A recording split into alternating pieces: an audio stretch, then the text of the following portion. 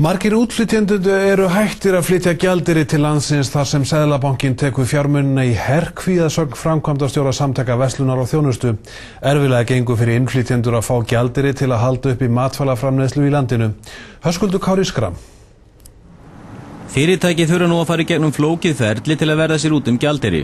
Í fyrstu þarf fyrirtæki að leggja fram beiðni hjá viðskiptabanka þar sem beiðnum raðað upp í forgangsröð. Bankinn þarf síðan að taka þátt í gjaldeyrisuppboði Seðlabankans til að verða sér út gjaldeyri.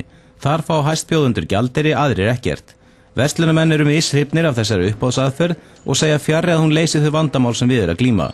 Framkvæmdastjóri verslunar og þjónustu segir að breskir bankar líti svo á að hryðjuverkalög séu enn í gildi gagnvart Íslandi og því stöðvi þeir allan millifærslu til landsins. Hitt vandamálið það að útflytjendur hafa orðið fyrir því að gjaldeyrir sem að þeir eru þó að koma inn í landið hefur verið tekin beinlínis herkví. Menn kjósi því í sumum tilvikum að flytja alls ekki gjaldeyri til landsins. Misvel gengur hjá innflytjendum að fá gjaldeyri. Það hefur gengið erfiðlega en það hefur gengið í gegnum þessa, skömmtun líkum að segja frá Seðlabankanum. Við höfum getað tekið inn þessa farma sem við þurfum til þess að geta malað hveiti og þannig að birgðastaðan er bara með eðlilegum hætti. Fyrirtæki Tandur sér matvælafyrirtækjum fyrir nauðsynlegum hreinlætisvörum. Við erum að framleiða fyrir flest mjólkurbú landsins, flesta kjötvinnslu landsins, fiskvinnslur. Þessi framleiðendur þeir þurfa þessa vöru til þess að geta framleitt vöru.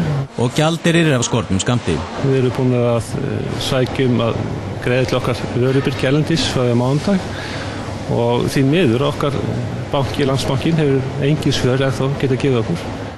Davíð Oddsson seðlabankastjóri hringdi persónulega í forstjóra olíufyrirtækisins N1 til að tilkynna að fyrirtækinu hefði verið úthlutaður gjaldeyri til olíukaupa. Ekki hafa öll fyrirtæki í landinu fengið slíka þjónustu. Höskuldur Kári Schram og Lillý Valgerður eru með þessa frétt. Seðlabanki Íslands er orðin valdamesta stofnun landsins eftir að gjaldeyriskreppan skall á í síðustu viku.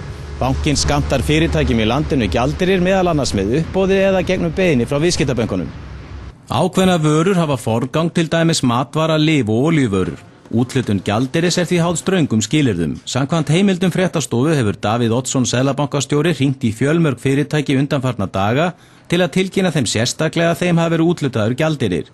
Rétt er að taka fram að umrædd fyrirtæki voru þá þegar búin að leggja fram formlega beiðni gjaldeyrisviðskipti samkvæmt heimildum fréttastofu. Meðal annars á Davíð hafa hringt í forstjóra olíufyrirtækisins N1. Var það seðlabankastjóri sjálfur sem hringdi og sagði að fengi gjaldeyri?